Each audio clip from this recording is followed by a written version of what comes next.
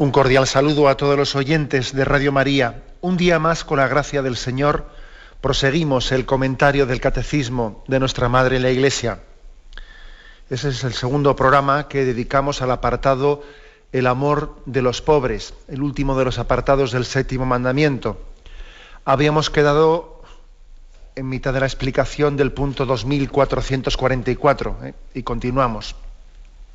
Vuelvo a leer el punto.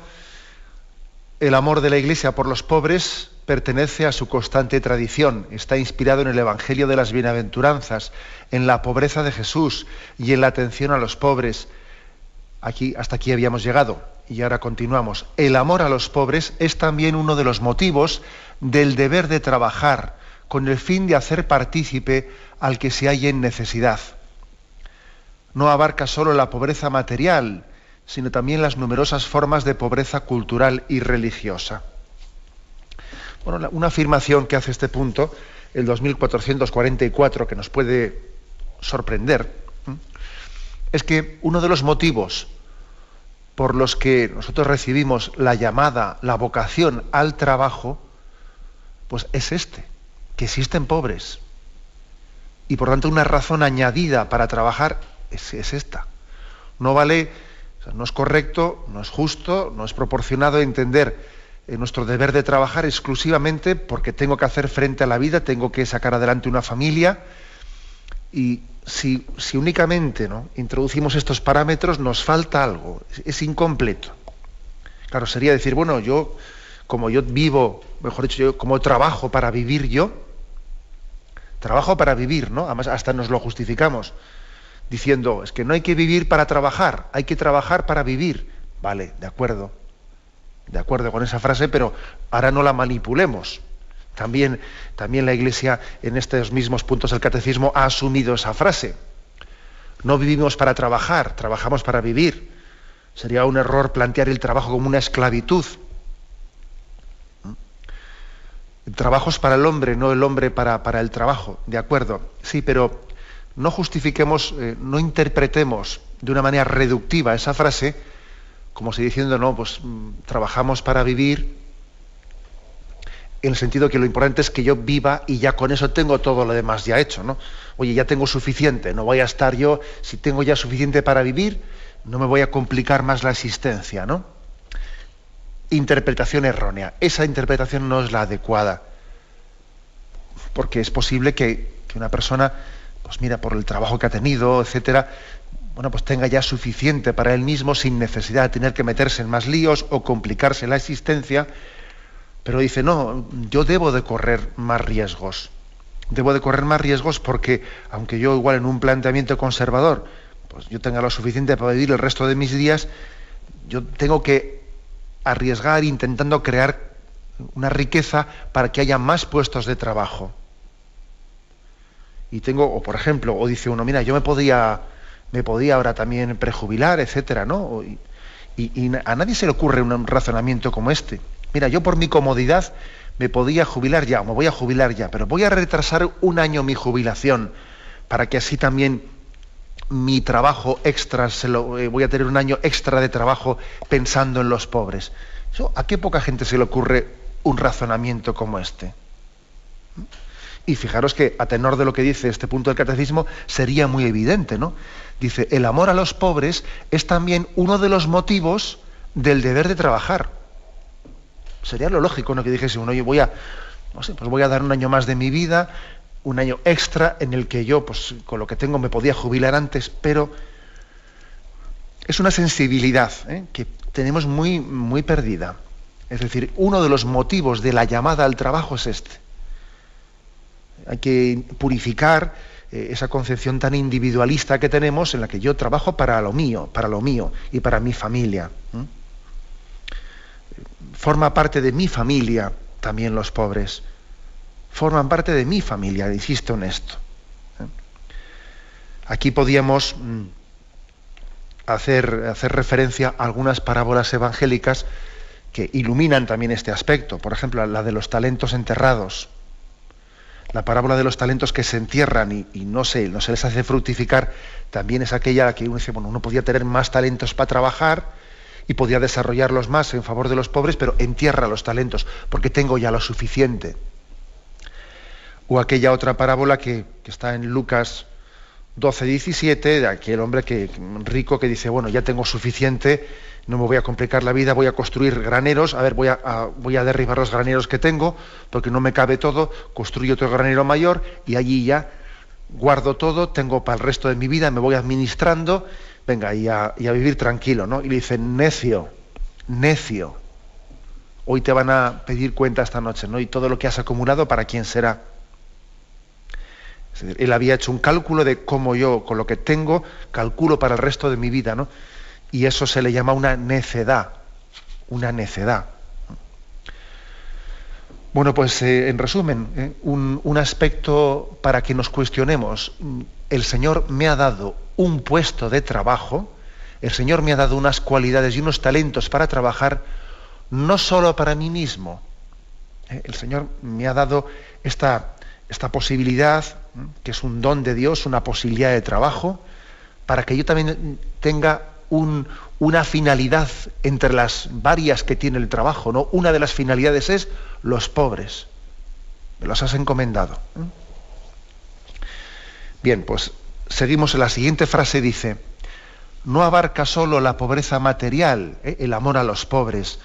No se trata solo de la pobreza material, sino también las numerosas formas de pobreza cultural y religiosa. Este es un punto, pues, importante, como os podéis imaginar. Aquí se hace una referencia a la encíclica Centésimos Annus, a la encíclica que publicó en el año 1991 Juan Pablo II con motivo del primer centenario de la Rerum Novarum. Pues en ese punto 57 al que quise hacer referencia, bueno, pues se contextualiza como que la Iglesia nunca ha reducido el concepto de pobreza meramente a la pobreza material. El concepto de pobreza es bastante amplio. Por ejemplo, ¿no? Yo creo que en nuestros días el concepto de pobreza, yo creo que hay una pobreza muy especial, que son las carencias afectivas. Y eso lo insisto mucho. Creo que uno de los signos de nuestra cultura y de nuestro tiempo, una de las pobrezas mayores son las carencias afectivas, soledades, tantas personas que viven solas o viven aisladas. Hay personas que viven con muchas personas pero viven aisladas, ¿no? Ahí hay muchos aislamientos hoy en día. Uno puede vivir bajo un mismo techo y vive aislados de otras personas, matrimonios que viven aislados, hijos que viven aislados de sus padres, cada uno se mete en su cuarto, está delante de la pantalla del ordenador, ¿no? Y todo eso va generando unas soledades tremendas, ¿no? De las cuales se derivan, bueno, pues libertades débiles, libertades enfermas, adicciones. Entonces, o por ejemplo, esa es una de las mayores pobrezas de nuestros días, ¿no? Que necesitan también nuevos ejercicios de la caridad, y tenemos que agudizar la imaginación también para ver de qué manera buscamos caminos nuevos en el ejercicio de la caridad para incidir en nuevas formas de pobreza. Los acompañamientos personales, ¿no? A mí me parece que pueden ser hoy en día pues unos nuevos ejercicios de la caridad, ¿no? Acompañamientos. Vamos, lo digo así claramente, me parece que Radio María ejercita esta caridad, esta llamada a la caridad, en el acompañamiento de muchas soledades, por ejemplo, ¿no? O teléfonos de acogida, teléfonos de la esperanza, etcétera, muchas cosas, ¿no? O sea, nuevas formas de pobreza. Decíamos también, no hace mucho, que la Iglesia siempre ha entendido que hay tres panes que ofrecer al hombre de hoy: el pan material, pero también el pan de la cultura y el pan de Dios. Esos tres panes es un triple nivel para ejercitar la caridad. La caridad pues no la entendemos solamente, o mejor dicho, la pobreza no la reducimos solamente a una pobreza material. Existe una pobreza de cultura, claro que existe una pobreza de cultura, y el hombre que no tiene cultura es totalmente manipulable. Y no lo decimos solo por el tercer mundo, donde claro, una persona que es analfabeta, fíjate hasta qué punto puede ser manipulada. Pero también existe un analfabetismo en nuestra cultura, con unos planes de educación que parece que han sido pensados para hacer individuos, ciudadanos manipulables. También existe eso hoy en día entre nosotros. planes de educación que hacen gente ignorante, gente desconocedora de la historia, desconocedora de sus raíces, y entonces planes de estudio en los que parece que construimos personas que una vez que ignoran de dónde provienen, cuál es su historia, cuáles las raíces cristianas de Europa, etcétera, pues luego a partir de ahí hacemos proyectos sociales totalmente manipuladores, ¿no? Luego, creo que una de las pobrezas mayores hoy en día es la pobreza de la cultura. La pobreza espiritual, por supuesto, porque tenemos una necesidad de sentido. El hombre tiene una necesidad de sentido, es para él lo más fundamental. Eso es más fundamental, tener sentido. Ha muerto un familiar muy, muy querido, ¿no? Muy allegado a nosotros. Ayer por la noche estuve hablando con una persona, ¿no?, que había fallecido, pues su madre, y lógicamente pues estaba compungida, además tenía una relación muy estrecha con ella, ¿no? Esta persona en este momento, el pan que más necesita es el pan del sentido. El pan del sentido. ¿Qué sentido, no tiene esta vida y esta separación? Como una palabra de sentido, de comprensión, puede ser más, vamos, una caridad mayor que el pan material y el pan de la cultura, ¿no? Porque es un sentido espiritual que el hombre necesita para entender por qué se muere un ser querido, por qué se muere mi esposa, por qué se muere mi esposo, o un hijo, etcétera, ¿no? O sea, todo esto forma parte de las pobrezas, ¿no?, a las que hay que hacer frente, ¿no? Digo que la Centésimos Annus, esta encíclica en el punto 57, hace referencia a, por ejemplo, cómo la historia de la Iglesia en el ejercicio de la caridad, esto lo hemos tenido, vamos, yo creo que se ha hecho bien, con la fuerza del Evangelio, dice este punto de la Centésimos Annus, con la fuerza del Evangelio, en el curso de los siglos, los monjes cultivaron las tierras, los religiosos y religiosas fundaron hospitales y asilos para los pobres, las cofradías, así como hombres y mujeres de todas las clases sociales, se comprometieron a favor de los necesitados y marginados. Sigue un poco más adelante y dice: hoy más que nunca la Iglesia es consciente de que su mensaje social se hará creíble por el testimonio de las obras. De esta conciencia deriva también su opción preferencial por los pobres, la cual nunca es exclusiva ni discriminatoria de otros grupos. Esto también lo hemos dicho muchas veces, ¿no? La Iglesia Católica reafirma mucho esta opción preferencial por los pobres, no entendida nunca en un sentido de lucha de clases ni nada por el estilo. Y dice, se trata en efecto de una opción que no vale solamente para la pobreza material, pues es sabido que especialmente en la sociedad moderna se hallan muchas formas de pobreza, no solo económica, sino también cultural y religiosa. Por eso continúa diciendo, en los países occidentales existe la pobreza múltiple de los grupos marginados, de los ancianos y enfermos, de las víctimas del consumismo. Fijaros aquí lo que dice, víctimas del consumismo. Y más aún, la de tantos prófugos y emigrados. En los países en vías de desarrollo se perfilan en el horizonte crisis dramáticas si no se toman a tiempo medidas coordinadas internacionalmente. Es curioso que pueda haber al mismo tiempo, hay que ejercer la caridad hacia los pobres que son carentes de todos los bienes de consumo, y también hay otra pobreza que es por el consumismo, por un excesivo consumismo. Se crea una pobreza de adicciones, madre mía, de esclavitudes.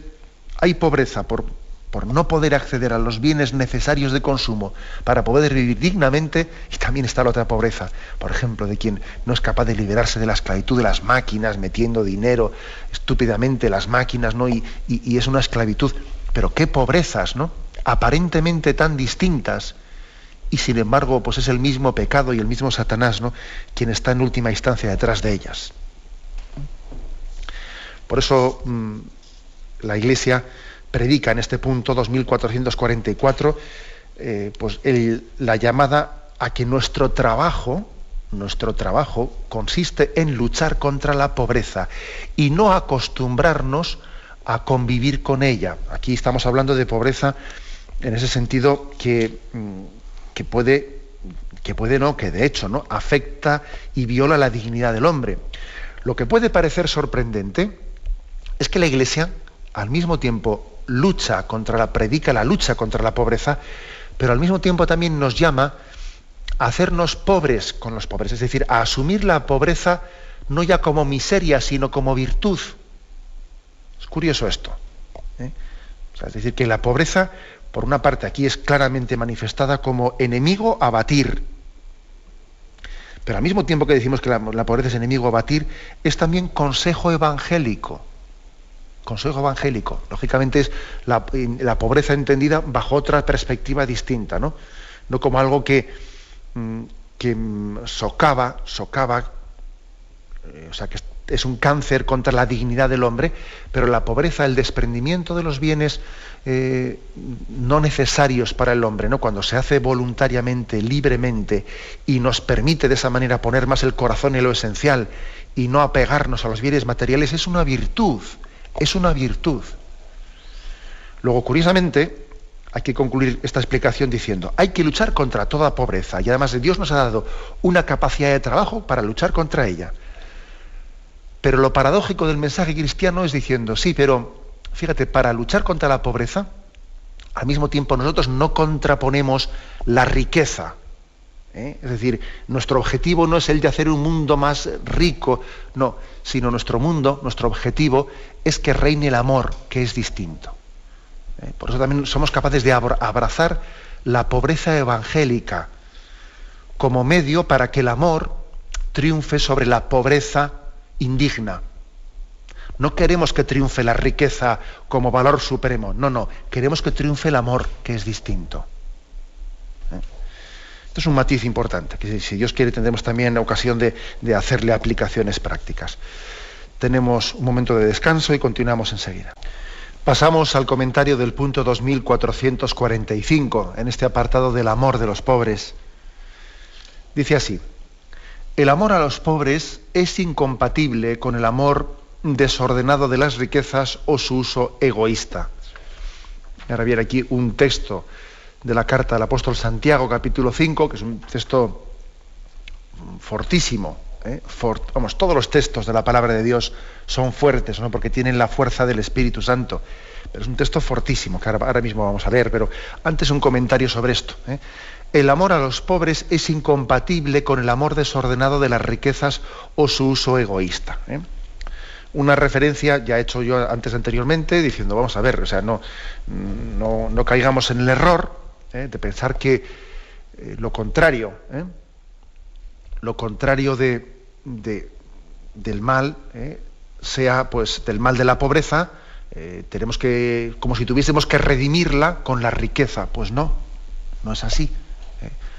Hay que recurrir siempre a Jesucristo como nuestro modelo, el cual siendo rico se hizo pobre para salvar a los pobres. Forma parte de la misma, del mismo estilo apostólico de Jesucristo, y además que Él ha comunicado a la historia de la Iglesia. Hacernos pobres para ayudar a los pobres, despojarnos del apego de las riquezas. Y esto, bueno, pues no está mal, ¿no?, recordarlo, porque bueno, también existen otras tentaciones. Pues mira, la tentación de Robin Hood que se cuenta, ¿no? La de Robin Hood, que es decir, voy a robar a los ricos para dárselo a los pobres. Pues no, ese nunca ha sido el estilo cristiano. Esa tentación de pretender luchar, ¿no?, contra la pobreza, pues cometiendo otras injusticias, pero vamos, con fines buenos, con fines buenos. Nada, ese nunca ha sido el estilo cristiano. Aparte que no me lo creo, que acabe dándoselo todo a los pobres, ¿no? Le dará algo a los pobres para así justificar que se lo está metiendo en su bolsillo, lo que roba, que ya nos conocemos todos. Ni siquiera tampoco el estilo, pues será el estilo propio de un personaje rico donde los haya, filántropo, pues que tiene una empresa multinacional. Estoy hablando digamos, no quiero decir ningún nombre propio, porque además es que el Señor no quiere que entremos en juicios personales, ¿no? Pero hablo de situaciones, ¿no? Pues un rico filántropo que tiene una gran empresa y entonces tiene un monopolio de mercado increíble, que está incluso impidiendo la libre competencia a todo el mundo. Pero bueno, ¿no?, yo en este gran empolio que tengo montado, luego también yo vendo mi imagen pues en grandes obras filantrópicas, etcétera. No, mire usted, eso tampoco es nuestro no es nuestro estilo cristiano. Por muchas cosas, ¿no? No es nuestro estilo cristiano porque, claro, el estilo cristiano, en primer lugar, donde tiene que incidir es a ver si yo la manera que estoy teniendo de acumular riqueza es una manera justa o la estoy haciendo pues, de una manera indebida, impidiendo una competencia leal por parte de otros, con un monopolio indebido, en unas condiciones laborales con los trabajadores no siempre justas, etcétera, etcétera. O sea, hay que tener cuidado porque a veces también ciertas tendencias filantrópicas lo que están haciendo es tapar cosas, tapar cosas. Amén de lo que dice el Evangelio, que no se entere tu mano derecha lo que hace la izquierda. Porque claro, cuando resulta que ciertas acciones filantrópicas forman parte, ¿no? También de campañas de imagen, etcétera, pues nos da mucho miedo. Ese no es el estilo cristiano. Y luego además, claro, he hablado aquí del caso de Robin Hood, que se dice de robar a los ricos, o este otro caso de los grandes, ¿no? Las grandes fortunas filantrópicas. Existe también otras situaciones más comunes, más frecuentes entre nosotros, que es el hecho de que, bueno, se pretenda compaginar un cierto compromiso con los pobres con un amor desordenado de las riquezas, en el sentido que no haya proporción ninguna entre lo que estamos acumulando y tener puesto el corazón indebidamente los bienes materiales, y luego se da una contribución insignificante pues a los necesitados, ¿no? O alguna obra concreta apostólica o lo que sea. Bueno, pues hay una desproporción absoluta. Eso ocurre con frecuencia. Ocurre que igual alguien pretende dentro de un amor desordenado que tiene las riquezas hacer algún signo, un signo de compromiso con los pobres, pero que si uno ve que ese signo, digamos, qué incidencia tiene o qué supone para él desprenderse de algo, o qué tanto por ciento supone supone que es algo insignificante, desproporcionado. Luego, a eso se refiere aquí esta introducción del punto 2445. Vamos a ver, que no nos podemos engañar, que el amor a los pobres es incompatible con otros planteamientos de vida. Yo he puesto el caso de que si Robin Hood, que si es rico, que si las situaciones más frecuentes nuestras de tener puesto el corazón, que ayudar a los pobres en el fondo es un don de Dios para que sea algo, o sea, para que sea un camino de purificación para nosotros, un camino de desapego para nosotros. Cuando Dios nos da el don de la caridad para ayudar a los pobres, estamos recibiendo un regalo de Dios, un regalo de liberación de apego a los bienes materiales. O sea, nos está haciendo un favor el Señor, o nos hacen un favor los pobres, al recibir una llamada de Dios a través de ellos que nos lleva a liberarnos de esclavitudes. Esta perspectiva de fe hay que tenerla. Y el texto evangélico al que me refería, que es un texto muy fuerte, ¿no? El de Santiago 5, versículos del 1 al 6, que está aquí recogido en el Catecismo y está transcrito aquí explícitamente, dice: ahora bien, vosotros ricos, llorad y dad alaridos por las desgracias que están para caer sobre vosotros. Vuestra riqueza está podrida y vuestros vestidos están apolillados. Vuestro oro y vuestra plata están tomados de herrumbre, y su herrumbre será testimonio contra vosotros, y devorará vuestras carnes como fuego.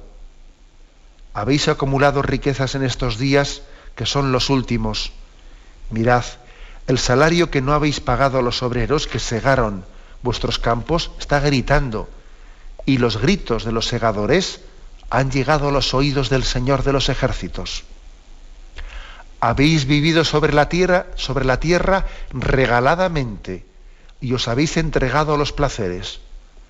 Habéis hartado vuestros corazones en el día de la matanza. Condenasteis y matasteis al justo. Él no os resiste. Es un texto de la palabra de Dios, y como texto de la palabra de Dios tenemos que acogerlo abriéndonos a su sanación. Es un texto que nos sana. No tenemos que recibirlo como algo que me ofende, Si me escuece, es un escozor que es una ocasión de gracia. O sea, lo insisto, es una ocasión de gracia. Cuando un texto de la palabra de Dios nos escuece, yo digo, bendito escozor, porque lo peor sería escuchar este texto, oye, y quedarse como si no hubiese sido para mí. Eso sería lo peor. Que Dios nos dé la gracia de sentirnos interpelados, ¿no? por palabras tan fuertes como estas, en las que se dicen, ay de vosotros, ¿no?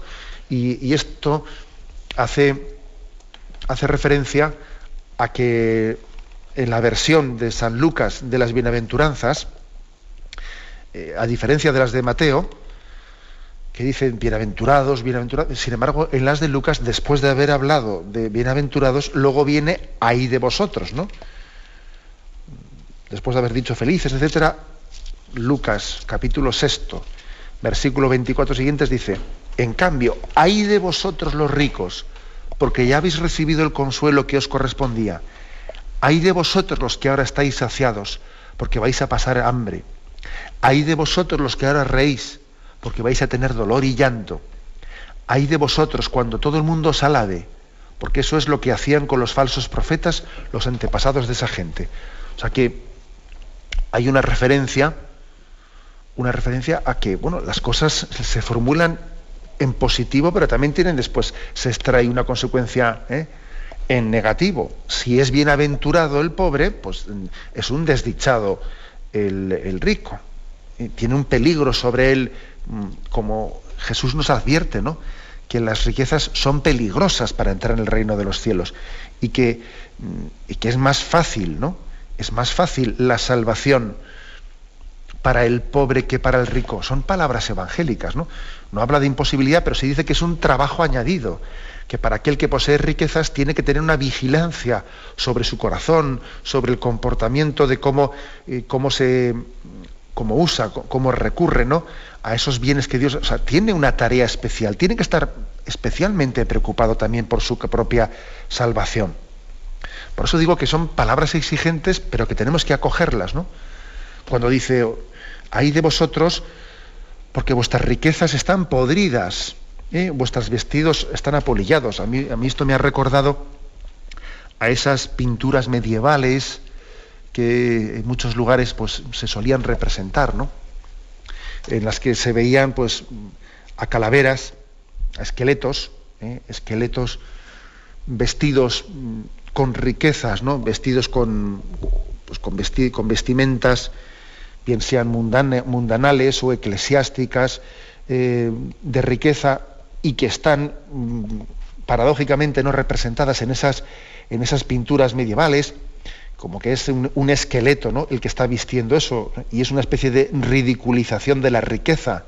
Es un recordatorio, oye, mira, que si tú estás vistiendo ahora esas vestiduras, acuérdate que de la fugacidad de la vida, que dentro de poco vas a estar en el féretro, ¿Me explico? Y entonces no hagamos el ridículo como los faraones de Egipto, que se pensaban que iban a meter todas sus riquezas dentro de la pirámide. O sea, no hagamos el ridículo, porque es que tú no te vas a llevar nada al otro mundo, todo se va a quedar aquí, ¿no?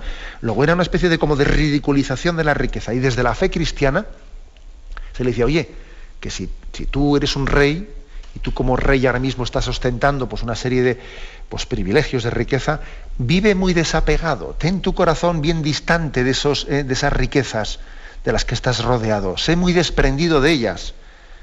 Te recuerdo la fugacidad de la vida, te recuerdo que aunque tú seas rey, etcétera, pues vanidad de vanidades, y todo es vanidad. Y te recuerdo además también que existe pues, un grave riesgo de injusticia, es decir, que esas riquezas que tú estás disfrutando, pues pueden haber sido acumuladas a costa de la desgracia, a costa de la desgracia, sí, y han podido haber injusticias que hayan sido las que hayan causado la acumulación de riquezas en ti en concreto, ¿no? O sea, eso es así. Está también en la parábola, por ejemplo, del pobre Lázaro, y de ese otro rico, al que la tradición llama Epulón. Y ahí se dice bien claro, o sea, que es que Epulón fue condenado porque había vivido regaladamente y entonces no había atendido a las necesidades de Lázaro. Tal es así que ese texto de la carta de Santiago llega a utilizar pues, una expresión que yo creo que es de las más fuertes que dice la Sagrada Escritura. Dice, estáis engordando vuestros corazones para el día de la matanza. Mira, como se hace con el cerdito, que al cerdo se le da pienso, como falta poco para el día de la matanza, le damos el pienso para que engorde y luego le sacrificamos, ¿no? O sea, ya sé que es una imagen muy fuerte, pero es una imagen de la Sagrada Escritura. Y eso en el fondo un aldabonazo. Yo creo que también la palabra de Dios nos da aldabonazos. Aldabonazos, ¿no? Para sacudirnos, para sacarnos de nuestro letargo, para hacernos ver la vida bajo otra perspectiva.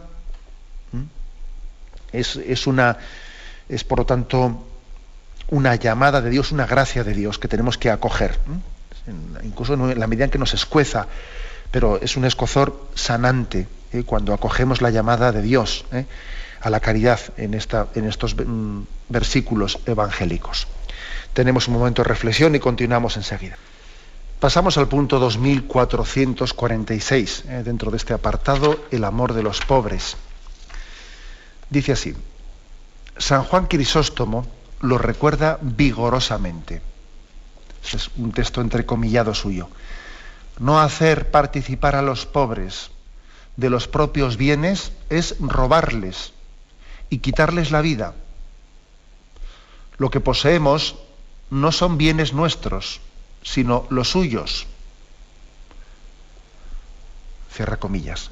Es preciso satisfacer ante todo las exigencias de la justicia, de modo que no se ofrezca como ayuda de caridad lo que ya se debe a título de justicia. Y luego viene aquí una cita de San Gregorio Magno. Pero, como podéis observar, también San Juan Crisóstomo, al igual que también que el apóstol Santiago, pues tiene también una palabra incisiva donde las haya, también una palabra fuerte como espada tajante de doble filo, que entra y penetra, ¿no? Y viene y dice en un texto fortísimo, no compartir tus bienes con los pobres es robarles y es quitarles la vida. Bueno, pero es distinto, ¿no? Oiga, no confundamos términos, ¿no? No compartir los bienes, ¿cómo va a ser robar? Eso es otra cosa, ¿no? Robar es... No, vamos a abrirnos al sentido auténtico de estas palabras. Que no compartir los bienes, ¿no? No desprendernos de ellos, sea robar. ¿Qué significa esto? Pues San Juan Crisóstomo yo creo que está poniendo el dedo en la llaga. Nosotros podemos hacer ahora una exégesis, a ver cómo la interpretamos, pero primero partamos de que esta forma parte de la tradición de la Iglesia, ¿no? Esta expresión. Y el hecho de que el catecismo lo haya recogido valientemente, pues es importante. Bueno, yo en primer lugar haría un primer nivel de interpretación. Esto de que no compartir es robar. Hay por ahí un refrán que dice que el que no forma parte de la solución forma parte del problema. Este es un primer nivel. Desde luego no es el nivel último, pero un primer nivel. El que no forma parte de la solución forma parte del problema. Es decir, a mí no me vale que alguien plantee una situación diciendo, bueno, yo no lo he generado, yo no lo he causado, yo en concreto soy inocente de esto. Mira, aunque fuese verdad eso, vamos a suponer que fuese verdad, que seguro que tiene muchos más matices de lo que te piensas, ¿no? Pero vamos a suponer que tú no seas culpable para nada de una injusticia o de una situación de pobreza. Aun siendo eso así, Dios te ha puesto en esta situación para que formes parte de la solución, para que no te reduzcas a ser únicamente testigo de ella. O sea, a mí me parece que es muy importante el partir de la realidad. ¿Para qué me ha puesto Dios aquí?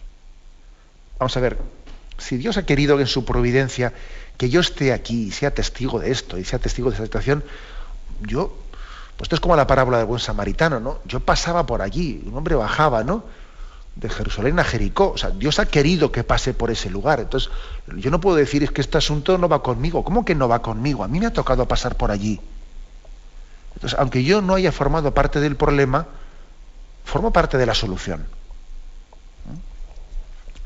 O sea, en la providencia hay, por mi parte va a haber un pecado grave de omisión, si teniendo yo la circunstancia, ¿no?, y la situación adecuada para poder aportar pues una solución al problema, no lo hago. Esta es primera interpretación evidente que hay que hacerlo. Hay que partir de la realidad, ¿eh? Y además siempre discerniendo en un sentido práctico, no en un sentido autojustificativo. Es que yo no soy el causante. Bueno, ¿y qué? Que yo no sea el causante, ¿no? En segundo lugar, yo creo que un segundo nivel de interpretación, que es esto de que no compartir es robar, o sea, no ejercer la caridad con los pobres es robarles. Otro nivel de interpretación es el que, la doctrina de la Iglesia siempre ha afirmado que, Juan Pablo II fue un auténtico defensor de este principio, ¿no? Sobre toda propiedad privada grava una hipoteca social, decía Juan Pablo II. O sea, el derecho a la propiedad privada existe, de acuerdo, pero no es absoluto. No es absoluto. O sea, sobre todo mis bienes privados tienen también una vocación social.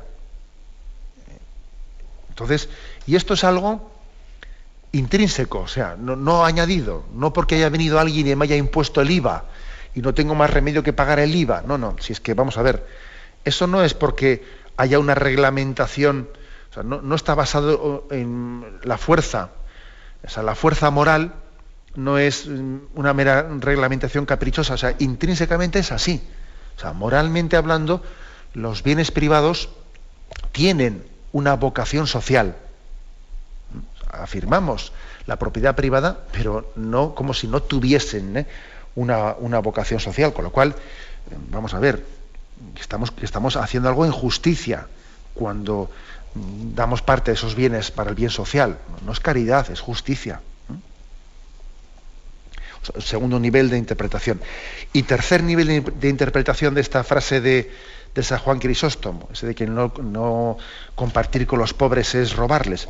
El tercer nivel de interpretación es que examinemos con detenimiento nuestras obras y nuestras riquezas, y es muy fácil que descubramos en ellas que nuestras riquezas no son plenamente limpias, que es muy fácilmente que estén más manchadas de lo que suponemos, que en este mundo de esta economía globalizada, etcétera, en el que hay una competitividad muy agresiva, pues es muy fácil que nuestras riquezas también, o sea, nuestro éxito también se ha labrado porque, claro, ha habido un fracaso del otro. Luego yo me he elevado sobre el fracaso del otro y he podido ser injusto, cebándome con el fracaso, claro, pues todo ello justificado y aderezado con la libre competencia, esto no sé qué.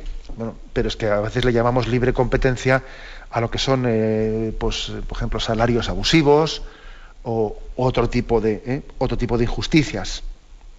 Luego, no supongamos tan fácilmente que nuestra riqueza es limpia, porque en programas anteriores hemos hablado de cómo, por ejemplo, las materias primas pueden estar pagadas en el tercer mundo pues a unos precios irrisorios. También hemos hablado en este programa de cómo ciertos bienes de consumo baratos que nosotros podemos acceder a ellos igual han sido producidos pues en lugares en los que no se ha respetado ni los derechos laborales de unos niños a los que se les hacía trabajar de una manera inhumana. No es tan fácil que estemos limpios. No es tan fácil, ¿no? Y dice, pero yo no tengo... Si yo he comprado una cosa porque yo veía que era barata y buena y resulta que ha sido producida de mala manera e injustamente, sí, bien, pero ¿qué quiere decir? Que cuando San Juan Crisóstomo dice que nuestra riqueza puede estar construida a base de robar a los pobres, es algo objetivo. Ahora no me hables únicamente de tus intencionalidades, es algo objetivo. Y esto supone para nosotros una llamada a proceder en justicia, a tener también un sentido de reparación. O sea, un deber y una exigencia interior de reparación. Aquí lo que está insistiendo mucho este punto del catecismo es que a veces llamamos caridad a lo que es un deber de justicia. Acordaros en ese pasaje famoso de Zaqueo, cuando Jesús entra en su casa y Zaqueo, que era un cobrador de impuestos, y como cobrador de impuestos tenía sus riesgos y pues parece ser, por lo que da a entender ese pasaje, ¿no? Pues que él se había adueñado de lo que no debía. Entonces, cuando él tiene su conversión, se pone en pie y le dice al Señor: la mitad de mis bienes se la daría a los pobres. y si en algo he robado en alguien, le restituiré 4 veces más.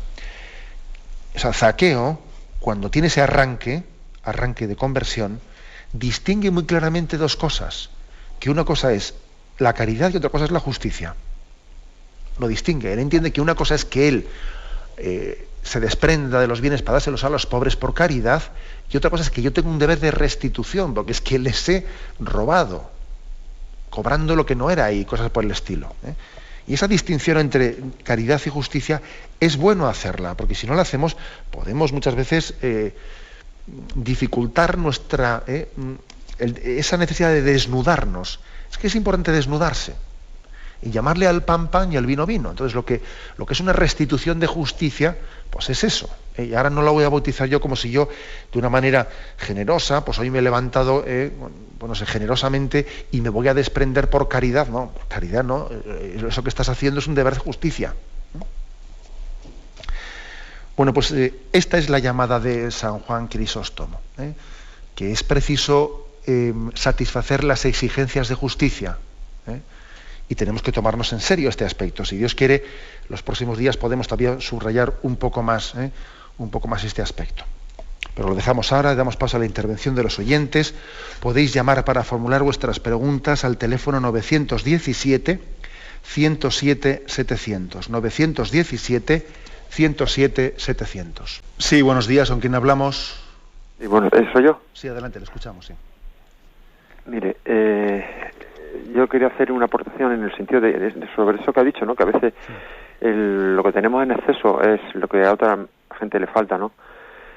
Tanto en lo material, ¿no? Como a veces en el tiempo, ¿no? Tiempo que a veces pues, se aburre, o incluso, pues, lo que es peor, pues dedicamos a vicios o a cualquier rollo que nos hace mal a nosotros mismos y a los demás. Pues realmente el tiempo que visto desde la fe, ¿no? Como hermanados, pues podemos dedicar a personas que están sufriendo las consecuencias de ese mismo abuso en el gasto, en desperdiciar todos los bienes, ¿no? Porque al fin y al cabo de aquí, como ha dicho, no nos vamos a llevar nada. El planeta es de todas las criaturas, y de los hijos de Dios, y el quitarle la vida o el destruir la naturaleza o animales por placer o por abuso, pues en primer lugar nos desajusta, nos crea una dicotomía interior y que tiene consecuencias nefastas para el resto de los hermanos. Gracias, eso era. Buenos días. Bueno, pues el oyente yo creo que introduce un concepto importante, ¿no? Y es el ejercicio de la caridad y de la justicia con nuestro tiempo. Con nuestro tiempo, que a veces suele ser lo que más cuesta, porque en un momento determinado pues puede ser mucho más sencillo para nosotros pues traducir algo en dinero, pero que luego no me roben mi intimidad, que no me roben mi tiempo, ¿no? Y puede ser, sin duda alguna, ¿no?, uno de los signos que mejor autentifica nuestra caridad. Es decir, vamos a ver, yo soy capaz de dar mi tiempo. Soy capaz de dar mi tiempo en este lugar concreto, en este comedor que tiene aquí, pues estas religiosas. Yo allí soy capaz de dar 2 días de tiempo, pues este día a la semana yo ayudo a asistir a esta comida. O han hecho una llamada concreta pues para buscar catequistas en la parroquia y están que no buscan. Yo no puedo dar mi tiempo para llevar a un grupo de niños, pero ¿por qué no? Vamos a ver. O están buscando cuestiones que son de justicia. Se están buscando también presencia en el AMPA de los padres, etcétera, y todo el mundo a escaquearse. Pero ¿cómo se va a escaquearse? Pero además no es una obligación mía de justicia y de deber estar presente en el AMPA, en el colegio, porque están allí mis hijos. ¿Me voy a escaquear yo de eso? Es decir, que cómo utilizamos nuestro tiempo, aparte que es que ha dicho una cosa el oyente que es verdad, que en la medida que lo utilices bien, el Señor te da la gracia de no utilizarlo mal, porque muchas tentaciones suelen venir en esta vida que cuando el diablo no tiene nada que hacer, con el rabo mata moscas. Hay muchas tentaciones, pues yo qué sé, pues de impureza o de esto, del otro, de vicios en los que nos metemos, que también son fruto sencillamente de estar ociosos. Y somos mucho más fácilmente tentables. Luego también veamos esto, ¿no?, que darme en caridad al prójimo me libera de muchos riesgos. Adelante, damos paso a un siguiente oyente. Buenos días. Hola, buenos días. Buenos padre. días, sí, le escuchamos. Muchas gracias por su programa. No vea usted lo que me ha ayudado cada día, ¿no? Pero el tema de los pobres, el que siempre me ha llamado muchísimo la atención, ¿no? Pues lo veo como un deber, como algo que siento, ¿no? Veo a Jesús a través de ellos y soy una familia, o sea, soy madre de familia y entre mi marido y yo colaboramos mucho y si no en cuestión de monetario, pues muchas de las veces acompañando, o sea, haciendo seguimiento, etcétera, ¿no? Y con la iglesia, por supuesto. ¿Qué pasa? Que yo como me he traído casi el problema a casa, ¿no? En mi casa tengo niños en acogida y desde ahí me he implicado y hay numerosos problemas, pero como usted bien dice, me siento en paz. O sea, como que Dios me ha dado ese don, no lo puedo evitar. Cuando quiero pues mirar para otro lado y desentenderme, pues estoy ahí, como que me está llamando, que me está implicando y que no puedo salir. No puedo pasar de largo, ¿no? Entonces, ¿qué hago? Pues consultar con personas que entiendan más que yo y un poco orientarme, como que me lo va poniendo por el camino. Mi pregunta es, ¿me estaré implicando demasiado o seguir? O sea, no es que tenga hábito de monja, porque a veces me dicen mis hijas, es que parece que vas en plan misionero, pero ellos lo respetan, ellos ven que hay que ayudar al prójimo, aunque en este mundo hoy en día alguien hace algo a favor de otra cosa, o sea, a cambio de nada, hacer algo a cambio de nada, parece que no se lleva. Y no es que lo diga ni lo pregone, es la primera vez que lo hablo con usted, pero me siento como que hay que hacer un poco de justicia a nivel de cada uno de nosotros, alrededor de lo que vemos, de lo que nos rodea, y no pasar de largo. Entonces, ¿hasta qué punto puedo llegar? Mire, yo creo que usted me pregunta, ¿no? ¿Hasta qué punto? Es verdad también que el Señor pone, hombre, la llamada a la caridad la tenemos todos, ¿eh? Luego, en qué manera concreta el Señor nos pide a cada uno asumir ciertos retos, también yo creo que a veces nos los pone en el camino de la vida. A mí me parece que usted ha dicho una palabra que no sé si la ha dicho muy consciente o se le ha escapado, pero me parece que ha sido muy, muy hermosa. Dios me ha dado ese don, exactamente. Dios le ha dado a usted ese don. Ese don de entender que los pobres forman parte de mis hijos y yo voy a adoptar en esta familia niños de acogida, y usted ha introducido en la intimidad de su hogar a otros niños abandonados y a sus hijos naturales les ha hecho compartir también esas otras. Madre mía, pues bendito don que Dios le ha dado, ¿sabe? Que claro, que evidentemente usted ahora tendrá que recibir pues valoraciones muy distintas, ¿no? Unos dirán, pues qué ejemplo tan hermosísimo, ¿no? Y otros dirán, pero bueno, eso no compromete un poco la seguridad de sus hijos, porque también ellos, pues también esos chavales pueden distorsionar la educación de sus hijos, y habrá quien le critique, y habrá quien le tal, ¿no? Yo pienso, mire usted, que ni se debe de dejar envanecer por quienes le aplaudan, ni se debe de quedar con dudas interiores por quienes le critiquen, ¿no? O, bueno, yo pienso que usted ha recibido un don de Dios, muy especial, y que debe de entender que no tiene que mirar usted ni a la derecha ni a la izquierda, sino adelante, mirar al Señor. O sea, no compararse con los demás, sino entender que hay llamadas a las que si no respondiésemos le estaríamos negando algo al Señor. Es así, ¿no? Yo igual que digo que si yo no estuviese aquí, pues estaría negándole algo al Señor, porque creo que el Señor me pide estar en este programa. También estoy convencido de que usted lo ve un poco por el estilo. No hay que estarse comparando con los demás, sino mirar al Señor y preguntarle, Señor, ¿cuál es tu voluntad para conmigo? Y seguro que usted está construyendo una imagen de familia en la que sus hijos naturales, me refiero, ¿no? Tienen muchos más dones y talentos, ¿no? Y ejemplos y puntos de referencia, ¿no? Que quizás si usted no hubiese respondido a esa llamada a la caridad. Damos paso a una última llamada. Buenos días. Hola, buenos días. Buenos días, le escuchamos. Estoy muy nerviosa, no sé si podría aclararme. Bueno. Me das favor, mire, tengo un problema. Tenía 2 hijos y yo la parte de su padre que no tenía nada, se falleció. Me han pedido la parte, lo ha gastado alegremente, como hijo pródigo, olímpicamente, en cosas absurdas y sin detalles. Y ahora viene el otro, le han pedido también, ya han gastado lo de ellos y ahora me piden lo mío, exactamente que el hijo pródigo. ¿Qué debo hacer? Ayudarles con un problema que no es precisamente de salud, sino que se lo han gastado pues ilícitamente, olímpicamente, con reformas absurdas, innecesarias de una casa, pero millones y tal. ¿Qué hago? ¿Sigo al ruedo o me retiro? Reverendo. Ya, bueno, la verdad es que ya ese tipo de problemas pues son muy dolorosos, ¿no? Y quizás para poder dar un consejo personalizado, yo creo que hay que conocer más circunstancias. Yo le diría que se acerque usted a una parroquia y que igual pueda también tener de algún director espiritual un consejo un poco más personalizado, porque ahí, no sé, yo diría así a nivel genérico, que poco más se puede decir, ¿no? Pues en una consulta así radiofónica, a nivel genérico. Hombre, que usted, en primer lugar, no es lo mismo, pues cuando uno testa, pues está haciendo un testamento para hacer un reparto después del fallecimiento que para hacer un reparto en vida. Es distinto.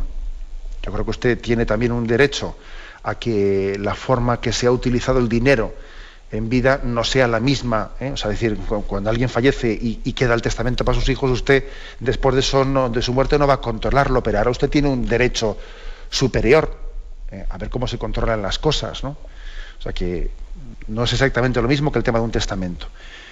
Y eso, dicho de una manera, también al mismo tiempo tiene usted que hacer un ejercicio de prudencia, de manera que, teniendo en cuenta a mis hijos su situación y su tal y su cual, bueno, pues también qué es lo que podría ayudarles, ¿no? Es decir, no voy a dar rienda suelta a su egoísmo y al mismo tiempo voy a hacer gestos en los que ellos entiendan que mi amor hacia ellos es incondicional, pero sí que usted tiene derecho, ¿cómo no va a tenerlo?, ¿no?, a también hacer un discernimiento sobre si la forma de utilización del dinero dado en este momento va a ser correcta o incorrecta. O sea, claro que usted tiene derecho, ¿no?, a hacer ese discernimiento.